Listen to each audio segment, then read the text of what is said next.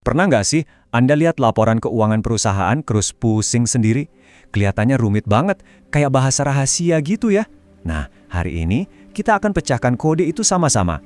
Kita akan bongkar fondasi paling dasar dari seluruh dunia akuntansi. Jadi, apa sih sebenarnya rahasia di balik semua angka-angka di neraca, laporan laba rugi, dan dokumen-dokumen keuangan lainnya? Apa ada satu kunci ajaib yang bisa bikin kita langsung klik dan paham semuanya? Jawabannya ada. Dan yang bikin kaget, rahasianya itu cuma ada di dalam satu rumus yang super sederhana tapi luar biasa kuat. Satu rumus yang jadi penjaga keseimbangan di seluruh jagat keuangan.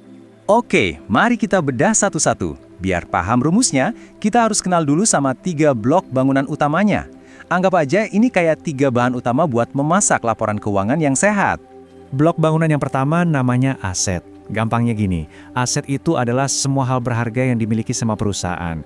Bukan cuma soal duit, tapi apapun yang punya nilai dan bisa ngasih keuntungan di masa depan. Contohnya apa aja? Ya, yang paling jelas, uang tunai di kas atau di rekening bank. Terus, piutang alias uang yang harusnya kita terima dari pelanggan, itu juga aset. Stok barang di gudang, komputer di kantor, bahkan mobil operasional, itu semua adalah aset perusahaan. Blok bangunan kedua namanya liabilitas. Nah, ini kebalikannya dari aset. Kalau aset itu apa yang kita punya, liabilitas itu apa yang jadi utang kita. Gampangnya, ini semua kewajiban yang harus dibayar perusahaan ke orang lain. Contohnya? Wah, ini sih ada di mana-mana dalam bisnis. Juga pikirin deh, utang ke supplier buat beli bahan baku, pinjaman ke bank, gaji karyawan yang belum dibayar, sampai pajak yang masih harus disetor ke negara. Semua itu namanya liabilitas. Dan yang terakhir, blok bangunan ketiga, ekuitas. Nah, ini bagian yang paling seru. Ekuitas itu intinya adalah nilai bersih perusahaan. Itu hak murni si pemilik atas aset perusahaan, tapi setelah semua utang-utangnya lunas. Inilah kekayaan asli dari sebuah bisnis. Ekuitas itu bukan cuma modal awal yang disetor pemilik di awal loh. Nilainya bisa nambah kalau perusahaan untung dan untungnya nggak diambil, tapi diputar lagi buat bisnis.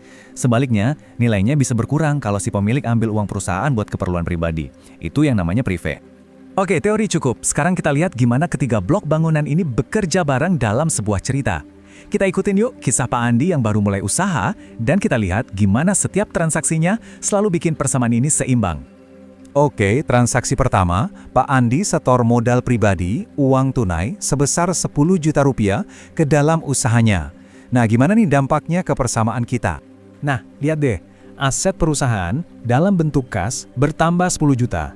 Sumber uangnya dari mana? Bukan dari utang kan? Makanya liabilitasnya 0. Uangnya datang dari modal si pemilik, jadi ekuitasnya juga bertambah 10 juta. Sempurna, 10 juta sama dengan 0 ditambah 10 juta. Seimbang.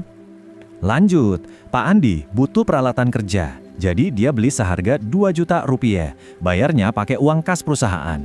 Nah, perhatiin ya, transaksi ini perubahannya cuma terjadi di dalam sisi aset aja. Yang keren dari transaksi ini apa coba?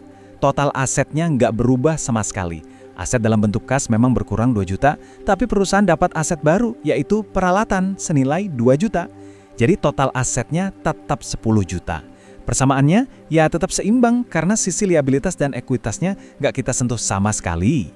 Oke, transaksi ketiga, Pak Andi beli peralatan lagi. Kali ini harganya 3 juta. Tapi dia belinya secara kredit alias ngutang dulu. Nah, transaksi kayak gini nih yang bakal ngaruh ke kedua sisi persamaan. Coba kita lihat, total aset perusahaan sekarang jadi 13 juta. Karena ada tambahan peralatan baru. Tapi, sumber aset baru ini dari mana? Bukan dari modal, tapi dari utang. Jadi sisi liabilitasnya juga nambah 3 juta. Hasilnya, 13 juta sama dengan 3 juta ditambah 10 juta. Sekali lagi, seimbang, selalu seimbang. Terus kenapa sih kita harus repot-repot ngejaga keseimbangan ini? Jawabannya, karena keseimbangan inilah yang jadi fondasi dari salah satu laporan keuangan paling penting yang namanya neraca. Gini deh, anggap aja laporan neraca itu kayak sebuah timbangan raksasa. Di sisi kiri, kita taruh semua aset. Di sisi kanan, kita taruh semua liabilitas dan ekuitas. Dan aturan mainnya cuma satu, total sisi kiri harus selalu sama persis dengan total sisi kanan. Timbangannya harus seimbang, nggak boleh mirip sedikit pun.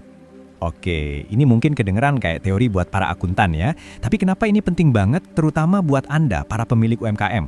Karena dengan paham konsep simpel ini, Anda bisa langsung dapat potret kesehatan keuangan usaha Anda.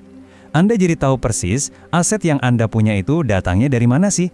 Dari modal sendiri atau dari utang? Anda juga jadi bisa ngontrol tingkat utang biar nggak kebablasan. Dan yang paling penting, Anda bisa hitung kekayaan bersih bisnis Anda itu sebenarnya berapa. Baik, sebelum kita akhiri, mari kita rangkum poin-poin kunci dari obrolan kita hari ini, biar gampang diingat.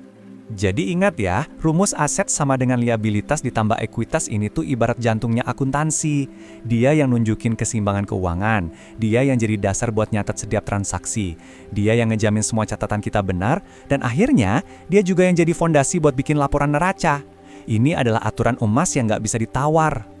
Sebagai penutup, saya mau kasih satu pertanyaan buat Anda renungkan, entah itu buat bisnis atau bahkan buat keuangan pribadi. Coba deh lihat semua yang Anda miliki, rumah, kendaraan, tabungan. Terus tanyakan ke diri sendiri, aset saya ini sumbernya dari mana ya? Dari utang atau dari modal pribadi? Jawabannya akan ngasih gambaran yang sangat jujur tentang posisi keuangan Anda sekarang.